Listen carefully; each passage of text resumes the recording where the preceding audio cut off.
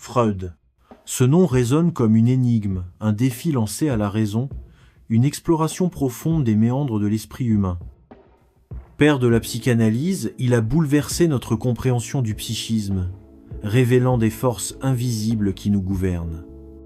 Mais aujourd'hui, nous allons nous concentrer sur une pensée spécifique de Freud, une idée qui, encore aujourd'hui, continue de nourrir débats et réflexions. Fermez les yeux un instant. Imaginez-vous plonger dans les profondeurs de votre esprit.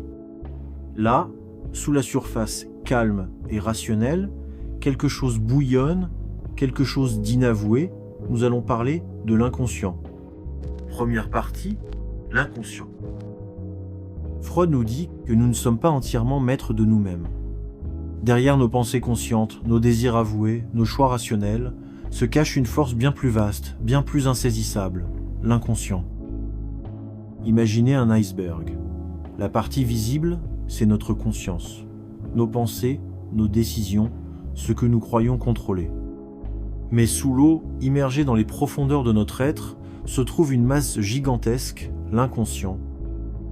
Là où se terrent nos désirs refoulés, nos traumatismes oubliés, nos pulsions les plus primaires. Freud affirme que l'inconscient influence nos actions bien plus que nous ne le pensons.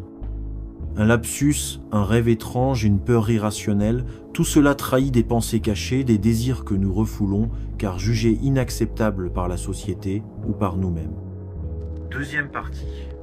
Le refoulement, un mécanisme de défense. Mais alors, que se passe-t-il quand un désir interdit surgit en nous?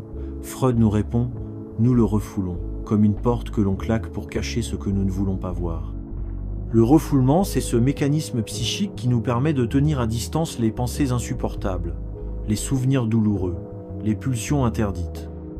Imaginez une pièce sombre où l'on enferme tout ce que l'on ne veut pas affronter. Mais ces pensées n'ont pas disparu. Elles tapent à la porte, elles se manifestent autrement.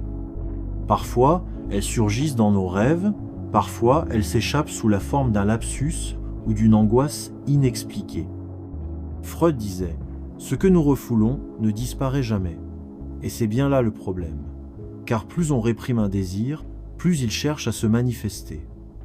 Troisième partie, l'exemple du rêve.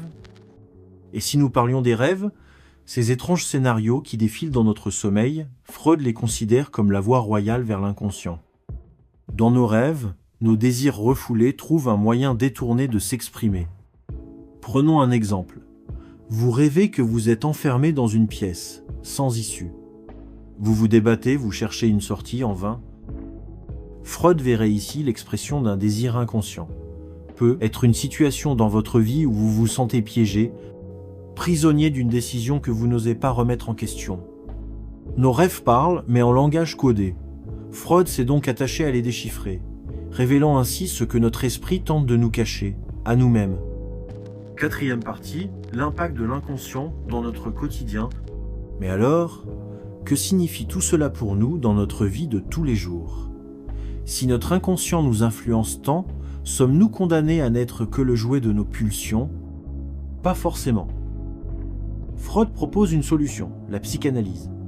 Une méthode qui consiste à explorer ces parties cachées de nous-mêmes, à mettre en lumière nos désirs refoulés pour mieux nous comprendre. Car en prenant conscience de ce qui nous anime en secret, nous pouvons peu à peu nous libérer de nos blocages et redevenir les acteurs de notre propre existence. Imaginez un monde où nous ne subirions plus nos peurs, nos angoisses inexplicables, un monde où nous serions pleinement conscients de ce qui nous anime, car en prenant conscience de ce qui nous anime en secret, nous pouvons peu à peu nous libérer de nos blocages et redevenir les acteurs de notre propre existence. Imaginez un monde où nous ne subirions plus nos peurs, nos angoisses inexplicables, un monde où nous serions pleinement conscients de qui nous sommes, avec nos désirs, nos contradictions, nos ombres et nos lumières. Freud a révolutionné notre manière de penser l'esprit humain. Grâce à lui, nous avons compris que nous ne sommes pas toujours maîtres de nos pensées, mais que nous pouvons apprendre à les écouter, à les déchiffrer. Son héritage est immense. Aujourd'hui encore, la psychanalyse inspire, questionne, évolue. Certains la contestent, d'autres la réinventent. Mais une chose est sûre, l'idée que notre inconscient influence notre vie est désormais ancrée dans notre culture. Alors la prochaine fois que vous rêvez, la prochaine fois qu'un lapsus vous échappe, la prochaine fois qu'une peur irrationnelle surgit, posez-vous la question, est-ce que mon inconscient essaie de me parler? Merci de m'avoir écouté jusqu'au bout. Pensez à vous abonner pour avoir plus de vidéos qui vous ouvrent l'esprit.